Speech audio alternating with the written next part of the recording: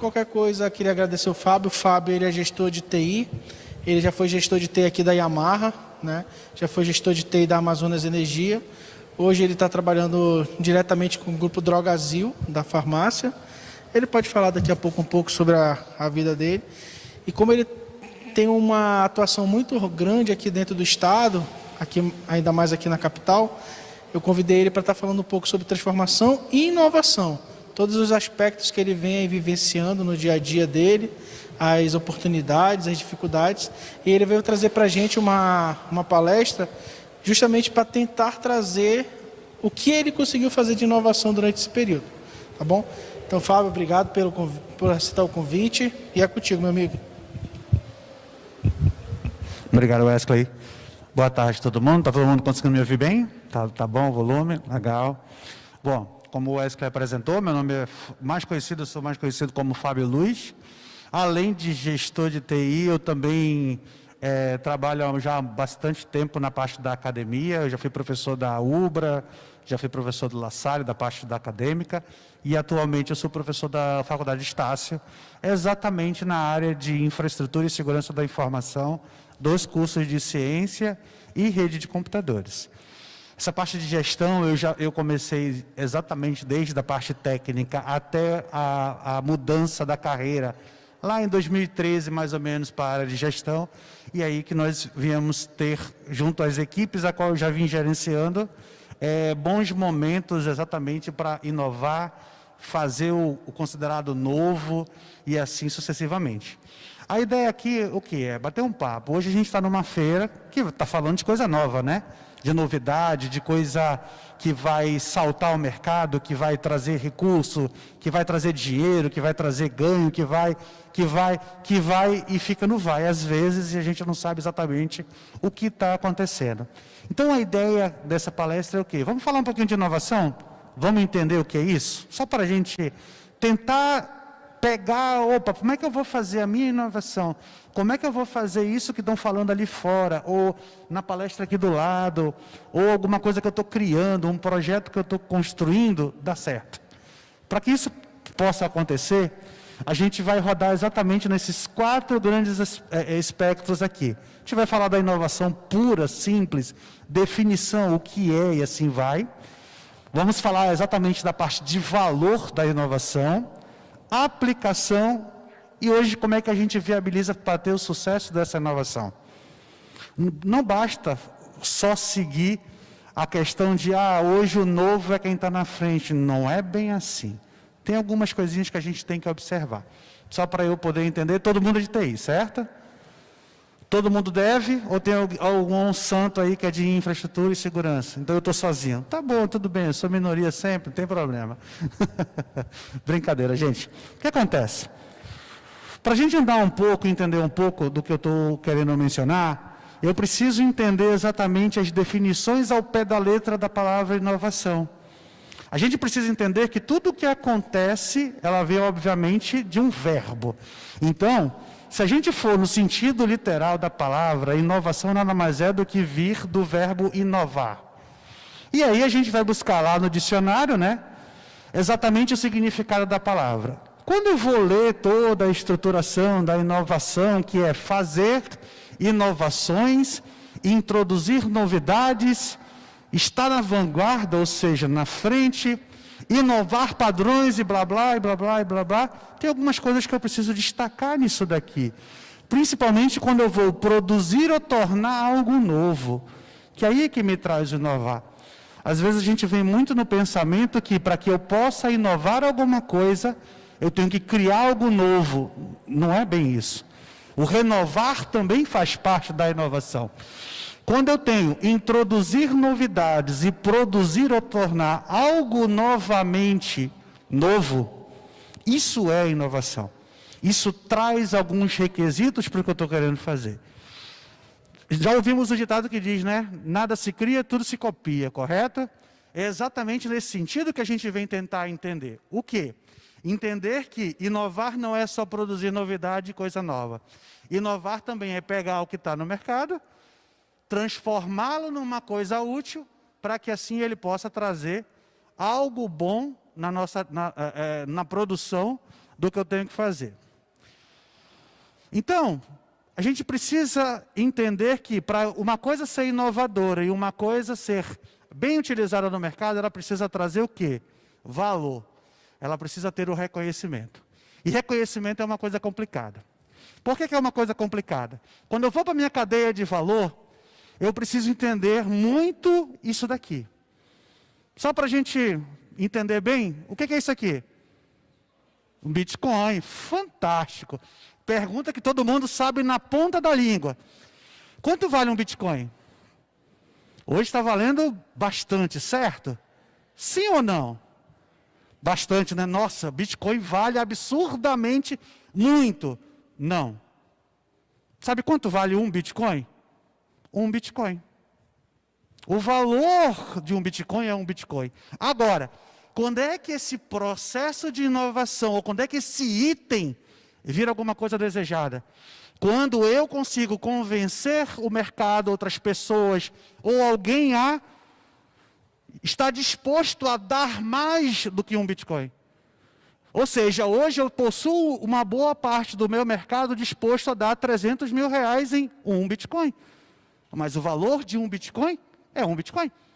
Esse é o valor dele. Agora, eu tenho essa disposição. E aí é que está legal. Quando eu estou lá desenvolvendo o meu produto, quando eu estou fazendo a minha interface, quando eu estou fazendo o front, quando eu estou preparando o meu backlight, quando eu estou falando o meu middleware, quando eu estou fazendo, eu tenho que entender exatamente isso. Espera, qual é o valor disso daqui? Porque se eu estiver falando como único produto final, uma implementação de nuvem, então eu estou falando de pagar o que uma Amazon da vida me vende, o que uma Azure me vende, o que uma Google me vende. Mas a partir do momento que você pega tudo isso e coloca atrás de um negócio, você percebe que existem pessoas querendo pagar muito mais. E essa é a chave da inovação. É você tentar entender e encaixar exatamente o quê? A criação da empatia da área demandante. A partir do momento que você consegue entender o que a área demandante da inovação precisa, o teu software, o teu produto, a tua interação, o que você está criando, vai ter uma chance de sucesso absurdo. Por quê? Porque você vai entender o que é conceito de valor da parte demandante. Como assim conceito de valor? Se eu virar aqui e perguntar para você, bom, quem aqui é flamenguista? Uma boa parte vai levantar. Quem aqui é vascaíno? Ninguém vai levantar. Entendeu? Não, brincadeira, gente, estou brincando. Olha aí, ó, temos aqui. Por quê? Conceitos de valores. Se formos debater vários, você gosta disso, você gosta daquilo, você faz isso, você faz aquilo, os conceitos de valores vão explodir na sua frente. E aí é que está o interessante.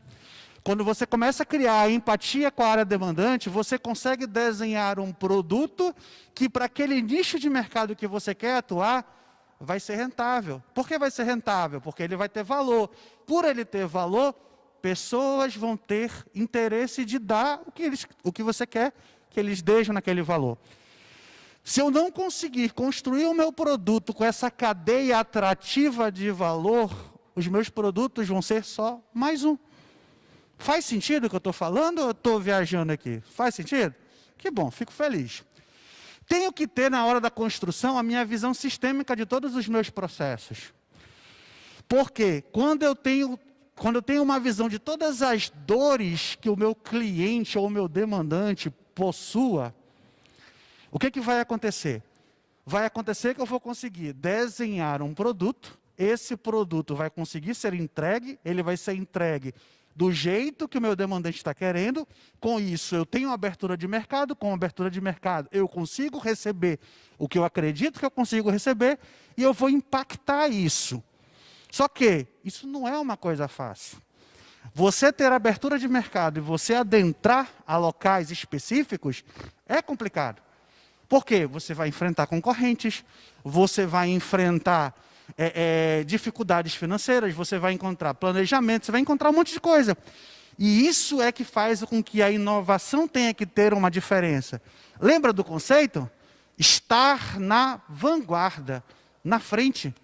Se você começa a entregar demandas, se você começa a entregar critérios, se você começa a entregar valor primeiro que o seu concorrente, é óbvio que você vai inovar primeiro, você vai errar primeiro, aprender primeiro, corrigir primeiro, entregar valor primeiro, e nessa entrega de valor, você consegue o quê? Ter o sucesso do seu processo inovativo.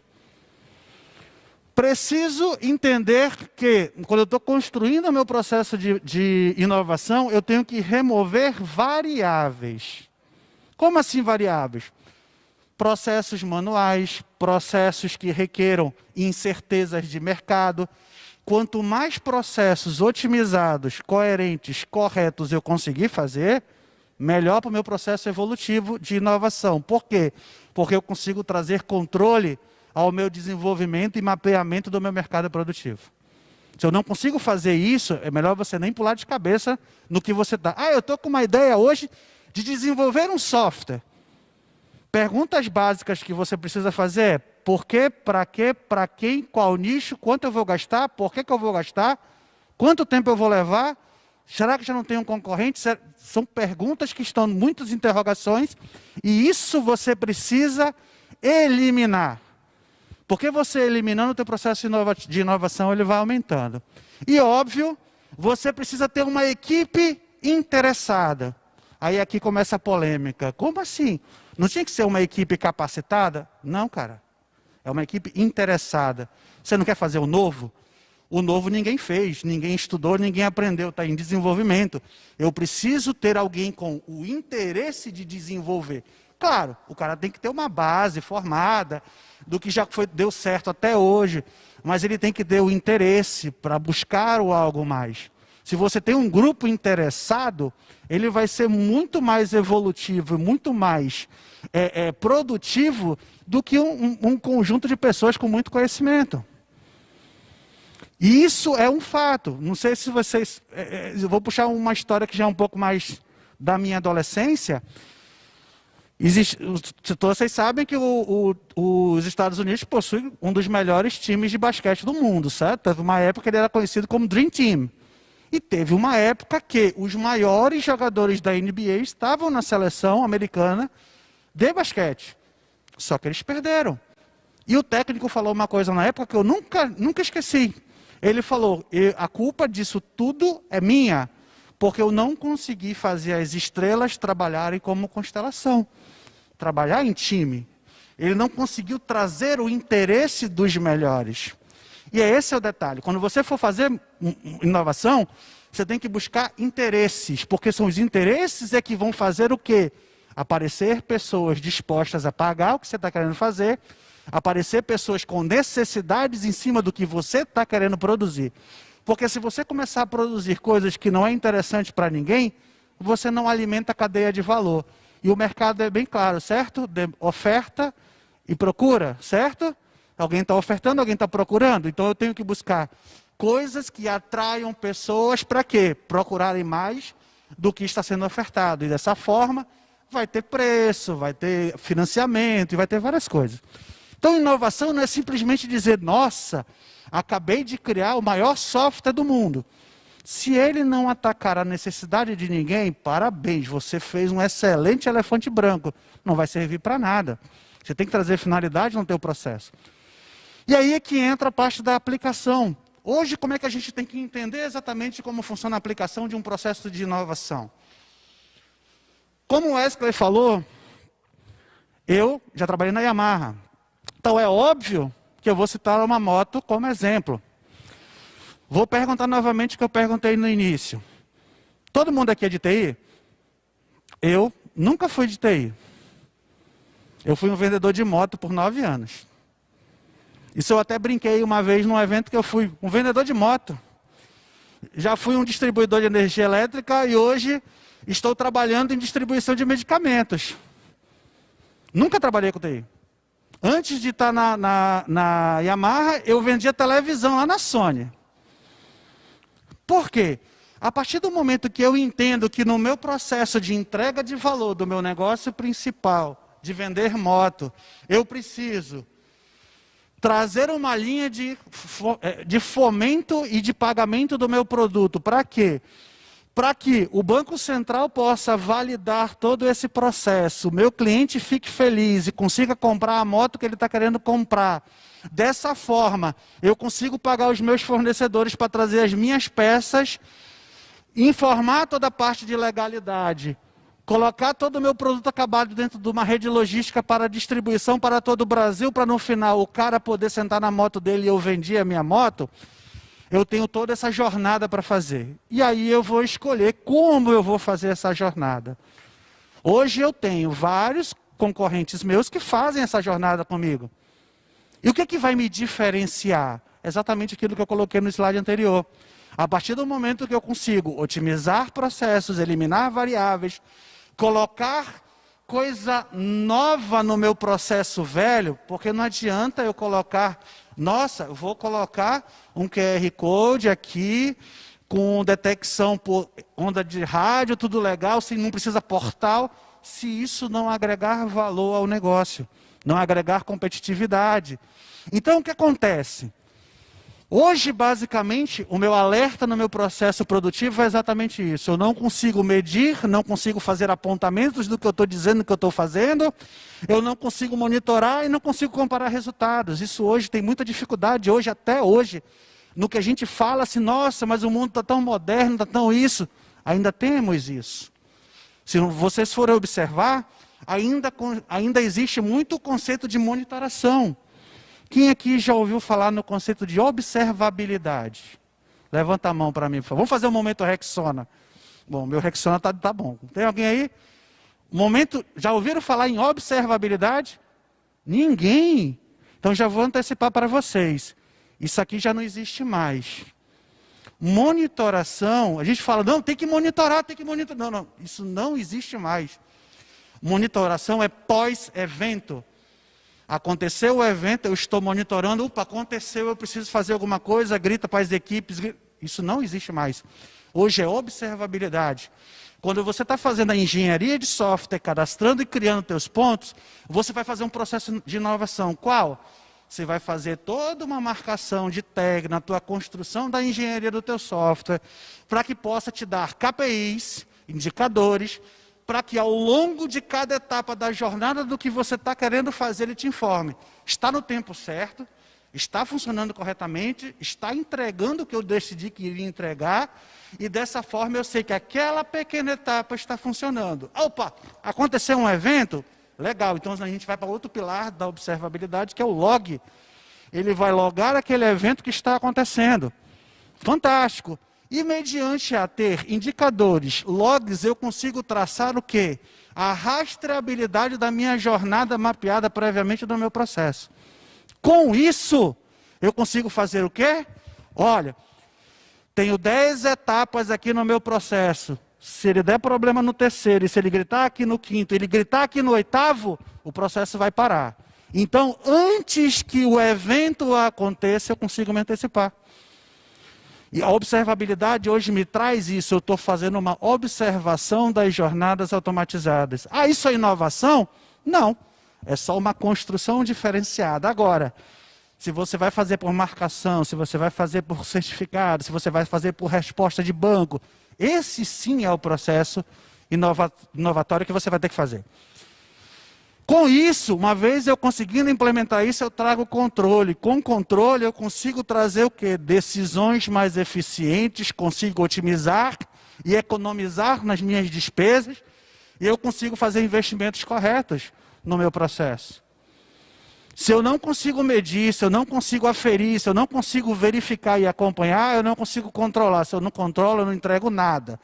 Hoje ainda temos não só institutos, não só ambientes de tecnologia, fábricas que trabalham muito em cima do processo molecular. Vocês conhecem o processo molecular?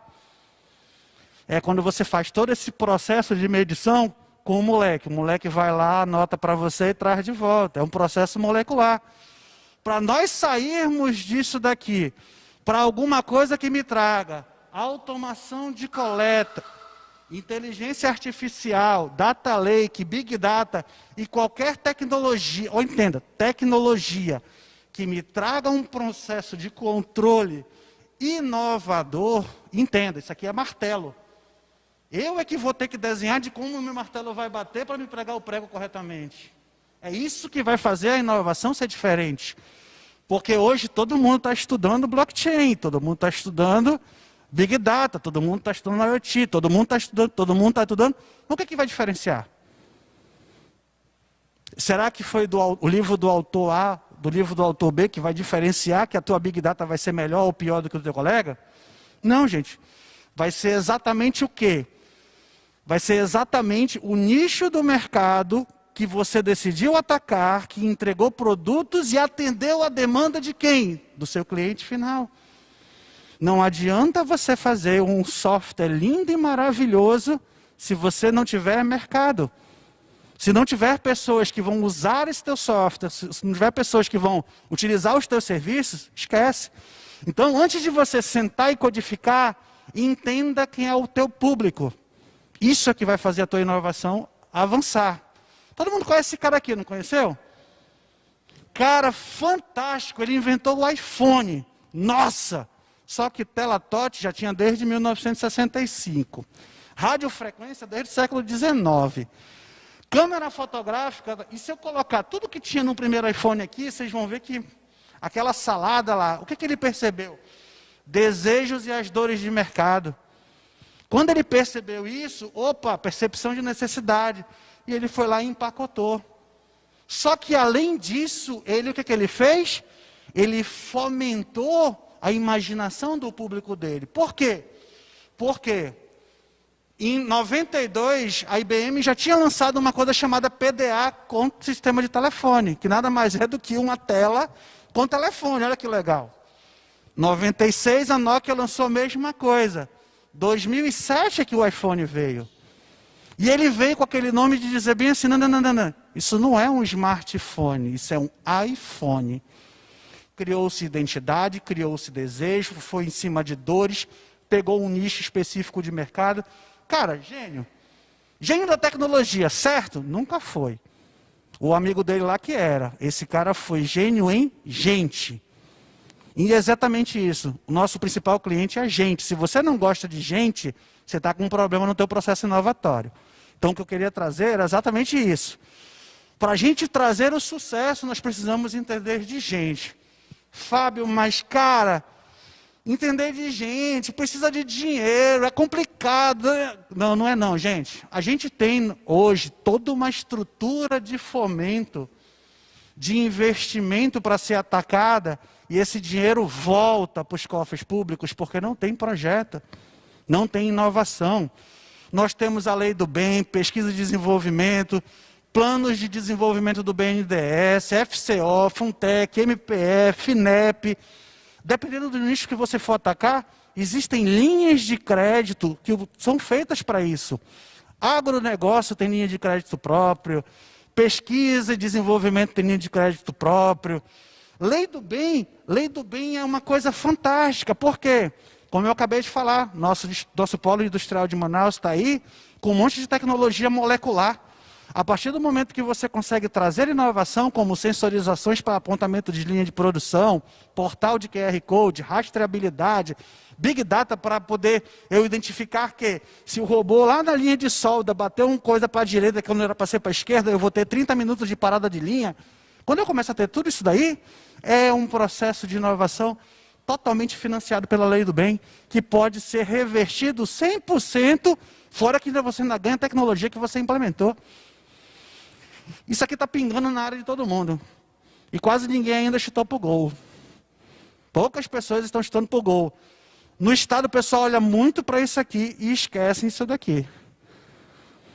Então, a ideia é essa. O quê? Fomentar nos senhores a ideia de que vamos verificar o que é que o nosso mercado local está precisando. Tem muito mato alto para a gente cortar.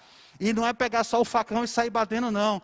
Vamos comprar um dronezinho, vamos fazer uma coisa bonita. Vamos meter tecnologia para fazer a mesma coisa.